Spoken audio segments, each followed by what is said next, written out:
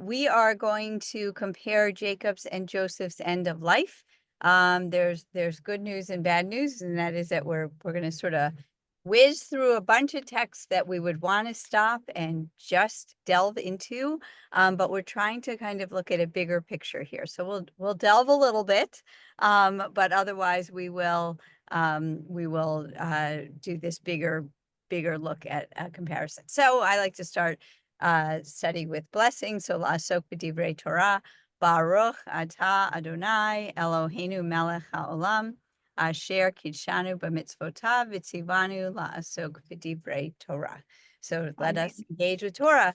Engage with Torah is where I can't really monitor the chat when I'm screen sharing. So Mara's going to do her thing. And if a question comes up or whatever it is, I'll do my best to leave some time at the end. Sometimes I will like ask a question. We'll get a few responses or you put in the chat or something like that. So let's get right into it. So on this particular week, we are mourning President Carter. And so I thought what we would do would only be if my screen share would actually move forward. There it is. Okay. Is use his funeral just kind of place us in the world of secular ritual, right? So while he certainly had religious rituals that surrounded him as a religious man, in terms of American ritual, right, there were processionals. There was lion in state on a bier crafted by originally for, Abraham Lincoln, flags at half-mast, gunfire salutes at military installations across the country, the flag-draped coffin, as we're looking at this picture right now, a flyover by 21 fighter aircraft. It goes on and on and on. And I looked up in the White House history, and I have the source actually later written down, is that the funeral proceedings sear the final images of a president into the consciousness of the American public. By helping plan their own funeral, presidents are able to incorporate personal touches that can elucidate their character and legacy on a national stage for the last time. In many ways, funeral services are the final conversation with the nation and illustrate something about the man and the way in which he wishes to be remembered. So we take that in terms of, as it happened, President Carter's funeral overlaps with the end of life per the Torah portions of Jacob and Joseph. But also it's an idea for ourselves, perhaps, to think about end of life planning, legacy through ritual, which I think is really a very powerful concept. So we're going to compare the conversations, the directions, the rituals surrounding Jacob's death and Joseph's death. By the way, we never hear of the other sons' deaths or of Dinah's death, who we just completely lost in the story, sadly. So we actually don't hear of Leah's death either, though we hear later how she was buried in the cave of Machpelah, where the others were buried as well. So let's start with some text. So Mara's going to be our caller honor person. So if you would ask someone to please read this text. Anyone wants to raise their Zoom hand okay, great. Thanks, Erin. Okay, good early Shabbos from Toronto. So Joseph at age 17. This then is the line of Jacob, Yaakov. At 17 years of age, Joseph tended the flocks with his brothers as a help to the sons of his father's wives, Bilhah and Zilpah. And Joseph brought bad reports of them to their father. Now Israel loved Joseph the best of all his sons. He was his child of old age, and he had made him an ornamented tunic. And when his brothers saw that their father loved him more than any other brothers, they hated him. so that they could not speak a friendly word to him. Thank you very much. So as we look at this text, you might be worried that I don't know what week we're on, but I actually do know what week we are on. But one of the things that I find is really interesting is look at how old he is, right? At 17 years of age, right? And look at, like, this is a line of Jacob. We only hear about Joseph. He's got a lot of other kids, and we're only hearing about Joseph. So let's think about what comes from this, right? A lot is happening here, right? In terms of, as we know, he is from this tattling on his half brothers, at bringing bad reports. The media gets rewarded with this tunic, and then is further hated by his brothers, right? So there's a lot that is going on. He gets thrown into the pit, sold as a slave, accused of rape, taken to jail, interpreted dreams, became second to Pharaoh, brought his father and brothers back to live in Egypt. So there's a lot that's going to follow here. But now let's get to our Torah portion, and let's see just the very first verse here. So I'll just read it out loud. Jacob lived 17 years in the land of Egypt, so that the span of Jacob's life came to 147 years.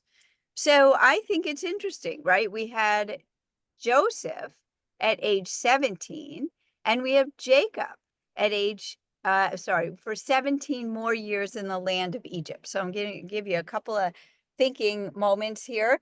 So do you think there's something about that that's important? I mean, it didn't say that, Jacob was, that it was 16 years or 18 years. So, was there some reason that this is the same exact number of years? So if we had, if you want to put in the chat, it's probably just easier because we have so much to do coming forward.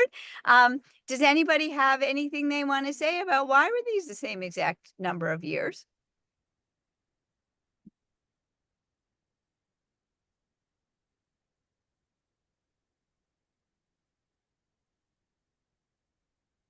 Thoughts? Anyone? Honoring father and mother commandment. Yeah, right. Usually you do have the line of everybody, right? We only have one. Martha, you want to give us a quick one of why? Gematria tells us that number 17 is the same numerical value of Tav.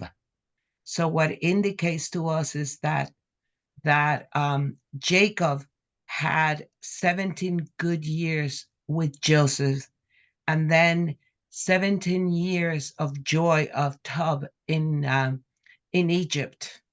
And I think Lovely. that Great, thank you. So that the Tov, I love it. Right, gematria is every Hebrew letter has a numerical equivalent, and we can play with those a little bit, right? So we have that in the chat as well, right? And we have Neil said 17 years for Joseph before his problems started, and 17 for Jacob when his problems stopped. Right, got to relive the time he had with Joseph, right? So we have this kind of Jacob raised Joseph for 17 years. Joseph kind of pays him back for 17 years of caring for him and family at the end of his life. So let's move on. Again, there's just so much to share. So let's go into what were his actually burial wishes, right? So anyone, sorry, Mara, would you find us a reader, please? Yes. Thanks, Erin. We're going to hear from Ginny this time. I hope that's okay.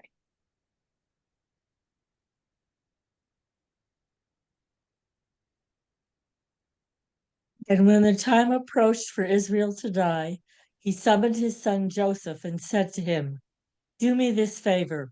Place your hand under my thigh as a pledge of your steadfast loyalty. Please do not bury me in Egypt.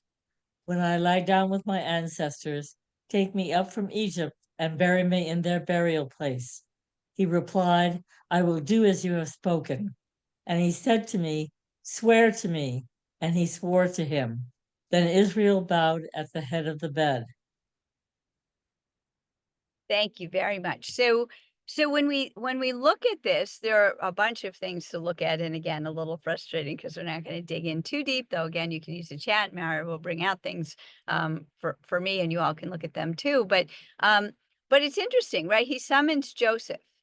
He doesn't summon all the brothers. Actually, spoiler alert, later he does summon all the brothers to give basically the same directions, a little bit more in detail later. So he summons Joseph. Maybe Joseph is the one who can get things done as the higher up in Egyptian society. And right, placing your hand under your thigh is a very intimate act there, but it's the idea in a way of like a handshake today, as some commentators suggest. But it's making this real promise, and it's not just a regular promise. It's like, really go out of your way. Do me this favor. It's a Hebrew term, chesed ve'emet, which is used elsewhere also, of asking someone to do something beyond what they're kind of entitled to demand, right? I mean, this is a big schlep, right? To take him back to Israel when the time comes, and a little bit hairy in a sense, to go back to Israel. And so it's interesting in terms for us, I think, of when we have burial wishes or end of life wishes, what's the balance of what our wishes are in terms of what we want, right? And some of this is going to be obviously framed by halakha for some of us online, and some of us is going to be more Jewish tradition, and some of us is going to be more environmental or whatever our things are, right? How much is about what I want, and how much is about what the survivors are being asked to do for me? So I invite you to bring this forward in terms of thought, and I'll just share one example of, there was a funeral I officiated at, that was cremation, that a lot of rabbis are not comfortable officiating, but I will if the remains are interred right then and there. And so so I said to the sons who weren't practicing Jews, I don't think this was your mom's wishes. And they said it wasn't her wishes, but it's a less expensive option, and we're going to go this way. And I felt a little heartbroken.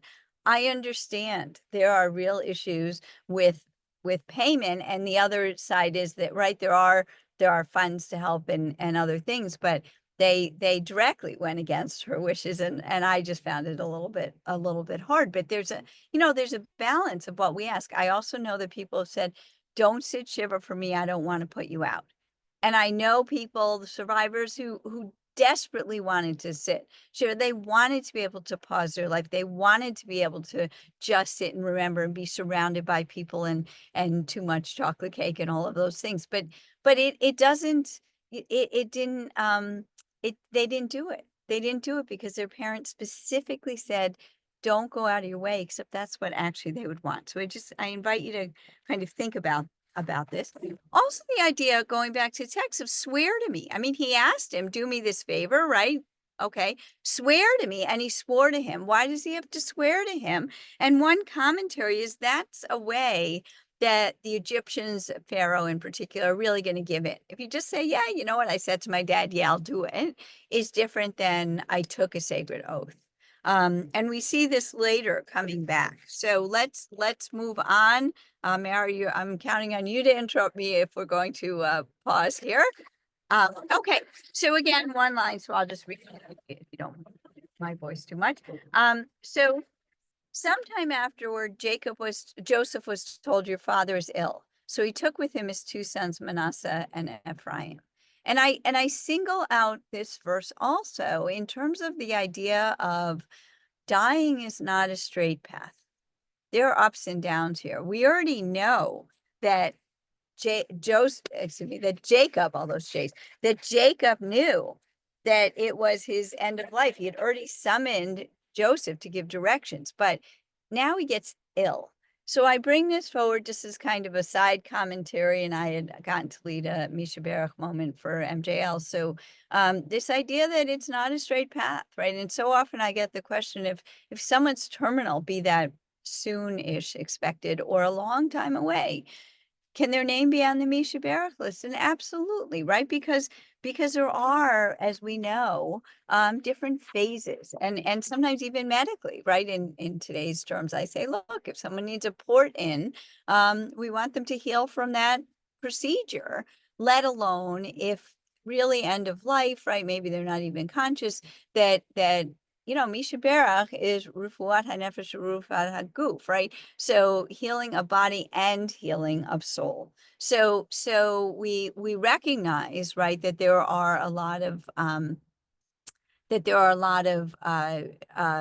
pieces, right, to end of life, and we all have experienced this with loved ones and perhaps ourselves, or in a place of having some communications and so forth.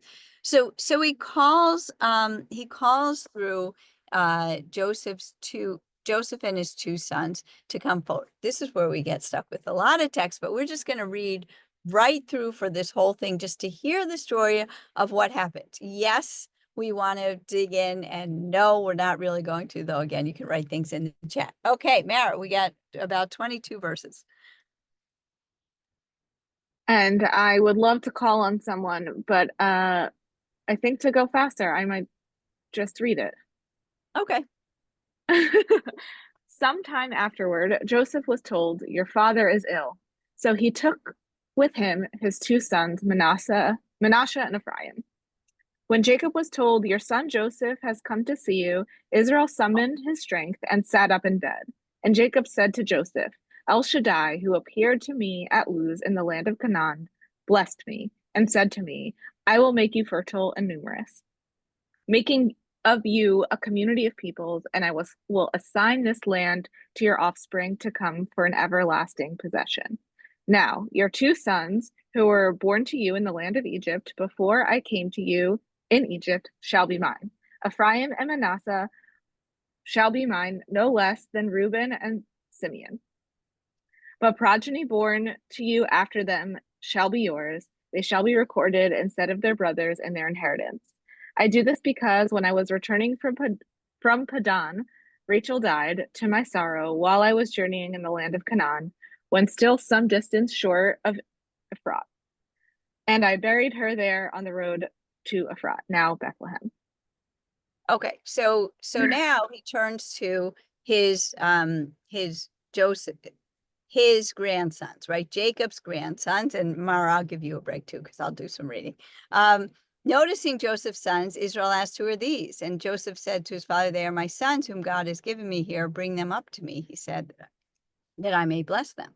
Now Israel's eyes were dim with age. He could not see. Think of his father Isaac. So Joseph brought them close to him, and he kissed them and embraced them. And Israel said to Joseph, "I never expected to see you again, and here God has let me see your children as well."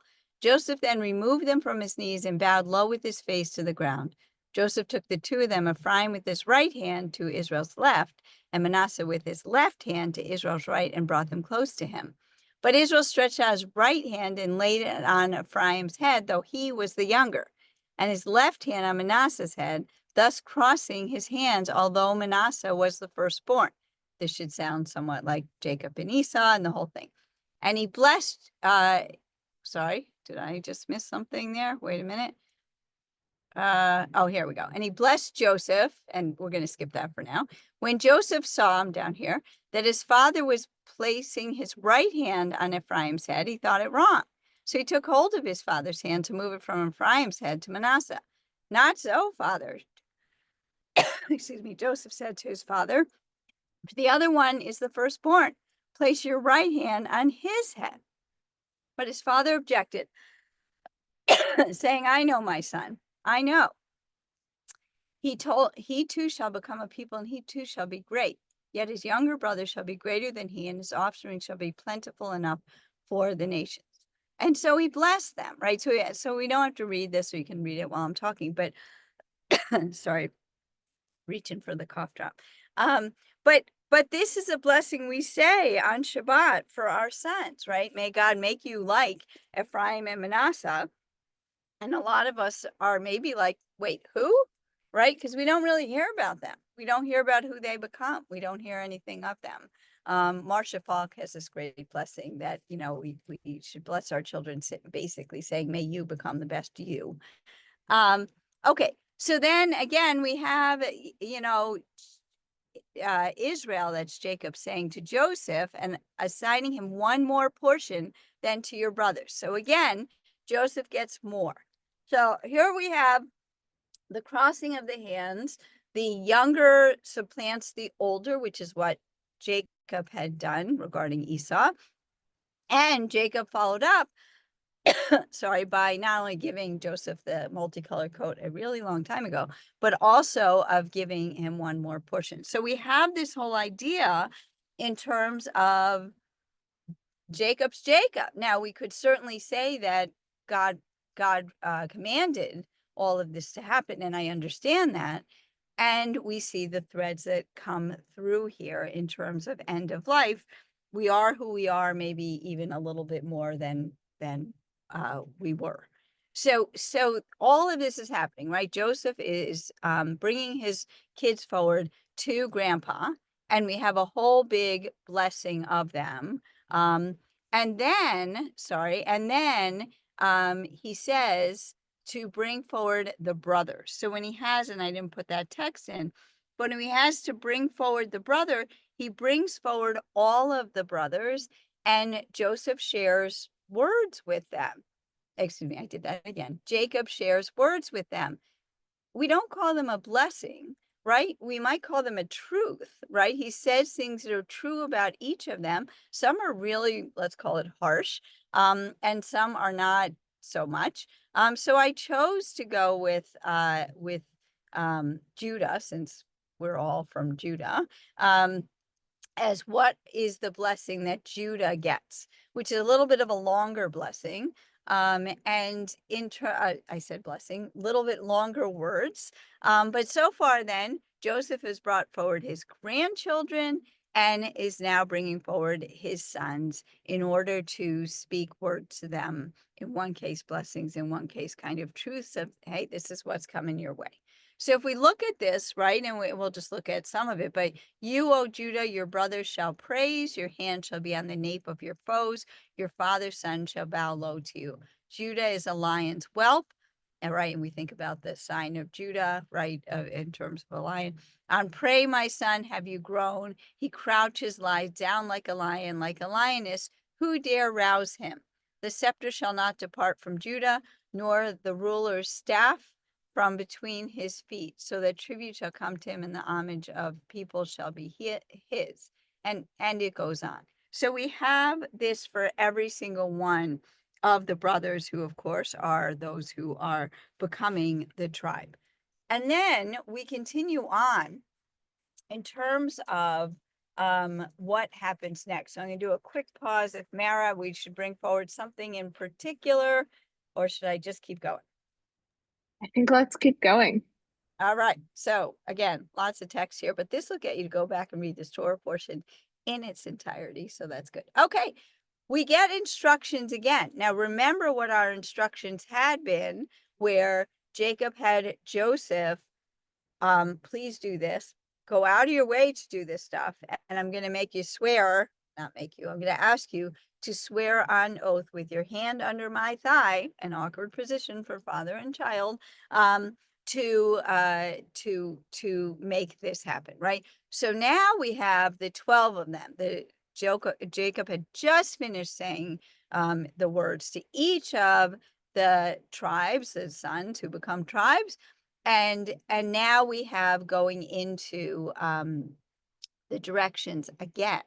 All these were the tribes of Israel, 12 in number, and this is what their father said to them as he bade them farewell, addressing to each a parting word appropriate to him. Okay, so end of that part, beginning of next part.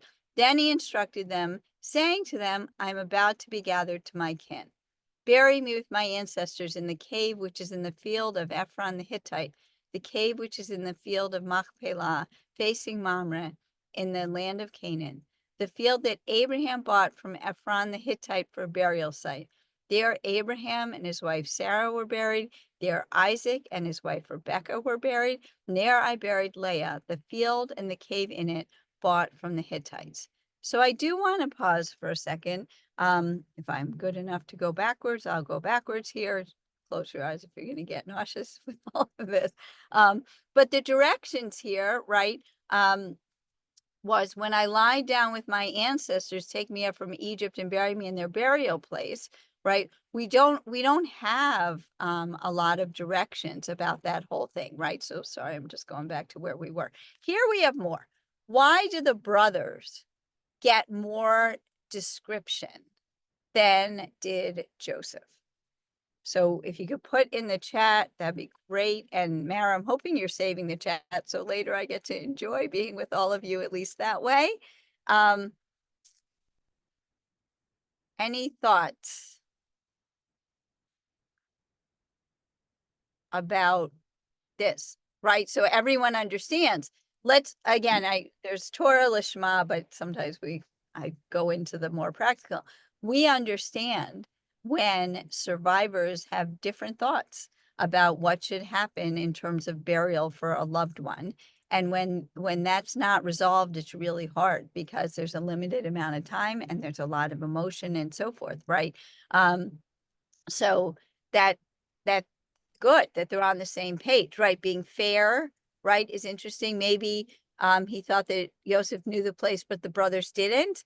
Possibly, maybe it's also the other way that the brothers knew the place and Joseph didn't, right? But these are great comments. Thank you, everybody. The sons were the generations that would live longer, make sure his wishes were passed on, right? So again, the directions, if Judith asked, I think the directions for burial, right, are more clear here to all of the sons. Jacob is bringing forward this is where the ancestors are buried, right? I'm naming them, right? Abraham and Sarah, Isaac, right? I mean, to the boys, right? Grandpa, right? Or Papa, or, Saba, right? And his wife, Rebekah were buried, and there I buried Leah, right? We know Rebekah was buried elsewhere. But naming them all and so forth, right? So it ties them to the land, everyone's together, right? We do have that where even when there is divide within a family, that at a funeral, and a great example is actually at Abraham's funeral, Isaac and Ishmael are both together. We don't ever hear their voices, but we know them to be together per the text, right? Right. So interesting, he specifically mentioned first to Joseph, they had not buried Rachel. That is, thank you to Rabbi Oresky. That's really interesting, right? So only when we pause to look at it do I get to, and get all your comments, do I get to like think about that too, right? Okay, I'm only going to talk about your mom over here, even though, hey, maybe you're not that interested because it's not where she was buried. And for you all, I'm gonna really talk about your moms, or at least some of your moms, right? We don't know Zilha and Bilhah where they're buried, right? But we presume they are not buried here because they're not listed. So we have this, right? And so, yeah, right. So right, we have this that they actually bought the land and all of that. So with this, we get instructions again in terms of all of this, right? So it is connecting to the ancestors, and perhaps the brothers haven't, let's call it, assimilated as much as Joseph had, right? They couldn't even recognize him. He really did walk like an Egyptian. And so with that, it was that the brothers maybe, hey, as soon as we can go back, we're going, right? We're heading back to the land as soon as we can. So we're more committed to it. They don't, right? But that maybe they're thinking that in their head, right? That they're in exile rather than this is where we live now. Right, whatever it might be, it's just interesting of giving the directions. We will assume, yeah, I mean, it says that he addressed all of them 12 in number. So we assume that Joseph is there as the tribes become half tribes and whatever, counting becomes kind of nuts. But that being said, we're hoping that Joseph is standing there together with his other brothers, and they are all like hearing all of these directions. So then we go ahead to get to his actual death. And I'll just keep reading if people don't mind. When Jacob finished his instructions to his sons, he drew his feet into the bed, and breathing his last, he was gathered to his kin. Joseph flung himself upon his father's face and wept over him and kissed him. And Joseph ordered the physicians in his service to embalm his father, and the physicians embalmed Israel. It required 40 days, for such is the full period of embalming. So I want to stop for just a second in terms of, right? Jacob might not even thought that embalming was kind of on the list of what you can pick at death, right? Maybe he didn't even think to say, no, don't do that. Or maybe he didn't care, or maybe he was good with it, right? But we don't have anything about Jacob with this. We do know that Jewish practice is to not embalm, dust to dust, right? In a natural process. That's why cremation, even though it's dust to dust, is not a natural process. Dust to dust, right? So embalming was never picked up by Jews. And so in terms of tradition, this is clearly an Egyptian tradition. And you kind of wonder, right, if Jacob's ghosts were going to come back and say, hey, what was that all about? That he might have not really preferred that choice, but that's what happened. And then the Egyptians bewail him 70 days. Wow. And when the wailing period is over, Joseph spoke to Pharaoh's court, saying, do me this favor, lay this appeal before Pharaoh. My father made me swear. We go back to this, right? It helps him, it seems, get to the land, at least the way the commentaries help us connect these two, saying, I'm about to die. Be sure to bury me in the grave, which I made ready for myself in the land of Canaan. Now, which wasn't exactly the words back from when we read it about Joseph and Jacob's conversation. Now, therefore, let me go up and bury my father, then I shall return. And Pharaoh said, go up and bury your fathers. He made promise on your oath. So he goes up. So Joseph went up to bury his father, and with him went up all the officials of Pharaoh, the senior members of his court, and all of Egypt's dignitaries, together with all of Joseph's household, his brothers, his father's household, only their children, their flocks, and their herds were left in the region of Goshen. Chariots too and horsemen went up with him. It was a very large troop. When they came to Goren Atad, which is beyond the Jordan, they held their very great and solemn lamentation. And he observed a mourning period of 7 days for his father. Sound familiar, right? Hebrew word for 7 is Shiva. So Shiva, period, right? Thus his sons did for him as he had instructed them. His sons carried him to the land of Canaan and buried him in the cave of the field of Machpelah, field near Mamre, which Abraham had bought for a burial site. Someone noted, right, that he bought it for a burial site from Ephron the Hittite, which brings us back to Chaye Sarah, right, when Sarah had died. And this is when Abraham has bought this burial site, right? Okay, so with all of this going on, it's interesting, I think, in terms of how we hear about Machpelah, who's connected with it, who isn't connected with it, right? And all of this, but this happened, right? It's done. So with all of that and way too much text, the thing to look at here is about Joseph's death. Okay, so I'm so jealous that I can't be reading the chat right now, but I will get back to it and we'll have some time for a question. So this is the entirety of Joseph's death and burial. So not burial. So Joseph and his father's household remained in Egypt. Joseph lived 110 years. Joseph lived to see children of the 3rd generation of Ephraim. The children of Machir, son of Manasseh, were likewise born upon Joseph's knees. At length, by the way, that's seen as a adoption process. At length, Joseph said to his brothers, I am about to die. God will surely take notice of you and bring you up from this land to the land promised on oath to Abraham, to Isaac, and to Jacob. So Joseph made the sons of Israel swear, saying, when God has taken notice of you, you shall carry up my bones from here. Joseph died at the age of 110 years, and he was embalmed and placed in a coffin in Egypt. Okay, so interesting in terms of the conversation that he has, right? He says he doesn't call forward his own sons, right? He does give directions to his brothers, which is interesting in terms of he is second to youngest. Only Benjamin is youngest of the 12 brothers and of the sister of Dinah.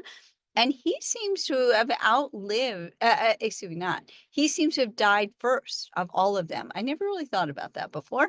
But it's an interesting idea, or he didn't, but nobody told us anything else, right? So we believe that all of the brothers are still living, right?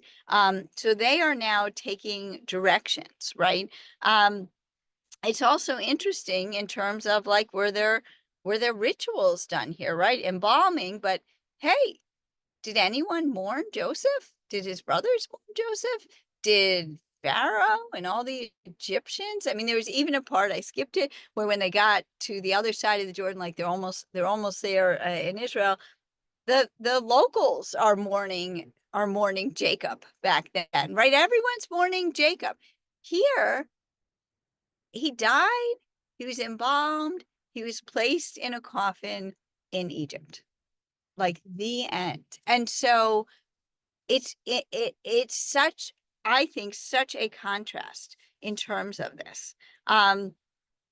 Were they with him? Like, were they surrounding him when he died? As they were with Jacob? Were they at his bedside? Right? We just don't know. We do know he's not actually buried for 400 years because of the years of slavery. I'm guessing in the chat, lots of you are saying that. And I just want to go for a second to, so where is he buried? So here it is. This is now Exodus. So we are now in the book, the next book. And Moses took with him the bones of Joseph, who had exacted an oath from the children of Israel, saying, God will be sure to take notice of you, then you shall carry up my bones from here with you. And so this is during the Exodus, right? This is near the Micha Mocha scene, right? They're actually leaving Egypt and they Moses grabs Joseph's bones, right?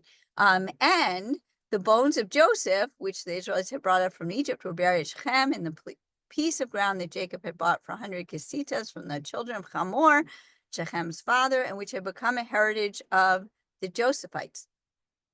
He was not buried, and he didn't ask to be buried in Machpelah, right, with all the other ancestors. This is not where he is. And I just want to note to you that Joshua, the book after Deuteronomy, the book after Torah, when we get into prophets, this is the second to last verse in the book of Joshua, right? So we're getting like really at the very end, finally he's buried, and I'll just do one more slide here. He arrived safe in the city of Shechem, which is in the land of Canaan, having come from Padam Aram, and he camped before the city. The parcel of land where he pitched his tent, he purchased from the king of Hamor, Shechem's father, for 100 kesitas. So that kind of proof of where he is buried. So we got basically 5 minutes, and then do a very quick ending piece. And that is to open up, if Mara, you decide if it's like through chat or if it's through voices, this comparison, anything that comes up for you in terms of what I try to present. Yeah, Casitas, I didn't even look it up, but whatever measurement, it was equal in terms of how it was retold in terms of the cost of that burial plot. In terms of the Machpelah plot too, there are all kinds of commentaries. Was it really expensive? Was it not expensive? Right. So I didn't go there, but someone else could look that up. Okay. So we have, right, what happened to Joseph's bones. So now we know. Any questions, comments? Yeah, which is really interesting, right? But also Jacob wanting to be buried in the land of Israel, in a sense, to me, kind of is looking forward in that, the generations are going to have a place to visit, right? Maybe settle back down as soon as they can, right? But I hear that, right? It's interesting of what the person at end of life, what is their focus, right? And again, in terms of tradition, in terms of wishes, and so forth. So I will, should I go on? I know we have limited time here. We have 4 minutes left, but I appreciate what you just said in terms of when you're at the end of your life, the future and the past feel a little more muddled than maybe at other points. But I don't know how much more text we have, but if we do want to keep going. Yeah, no, I really just okay. have a last piece, and then if we have a minute or two, we can talk about it. So I go back to what I read to you, but now I will screen share it. This is back to about presidential funerals.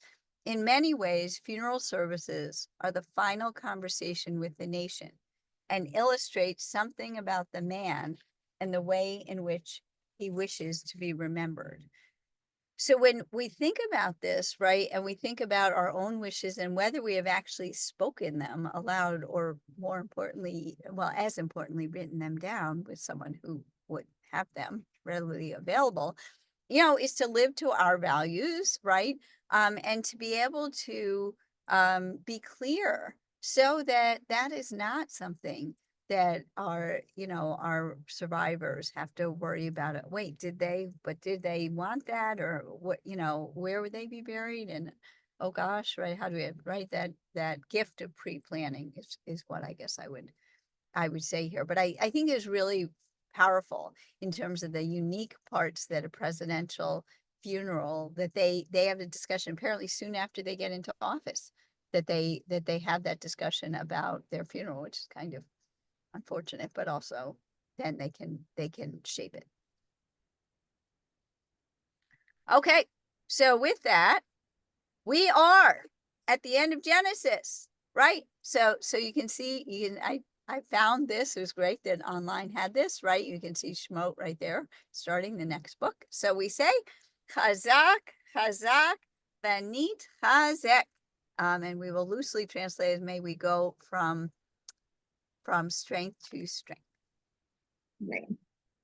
Thank you so much, Rabbi, for ending this book with an exclamation point. That's always great. And I don't assume, I'm not assuming that there's any US presidents who are on Zoom with us today. That would be, even though there are apparently 5 still living.